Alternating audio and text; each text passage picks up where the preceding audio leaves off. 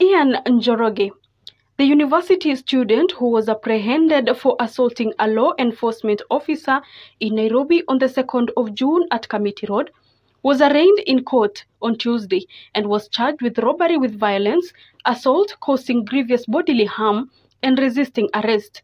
Ian, however, pleaded not guilty to all three charges. The incident involving Njoroge has elicited mixed reactions on social media, with numerous individuals questioning the legal aspects of his situation. Today, we examine the laws related to Njoroge's arrest and the specific laws he violated during his actions.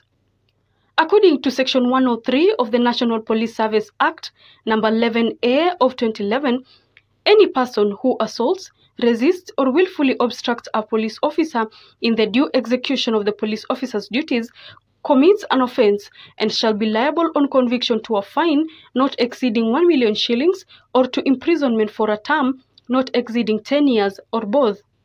At the same time, in the Penal Code Section 253B, any person who assaults, resists, or willfully obstructs any police officer in the due execution of his duty, or any person acting in the aid of that police officer, is guilty of a misdemeanor and is liable to imprisonment for 5 years.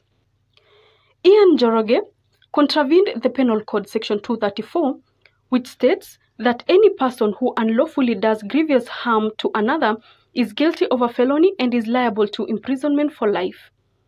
According to the Office of the Director of Public Prosecution, or DPP, Ian Njoroge, jointly with others, robbed Jacob Ogendo of a battery of police communication gadget and a mobile phone valued at 50,000 Kenya shillings.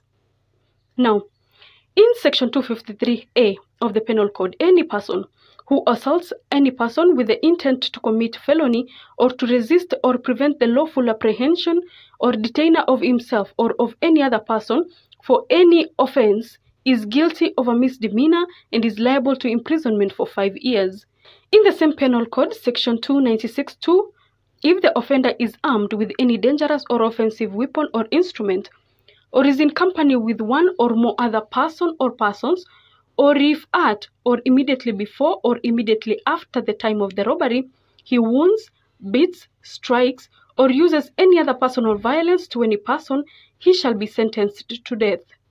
On the 4th of June, a Kakamega court handed down a 7-year prison sentence to one Mr. Tyson Kayesi for willfully assaulting a police officer, contrary to Section 103A of the National Police Act. The accused is reported to have assaulted a police officer in the month of May 2024 while on official duty, causing him harm.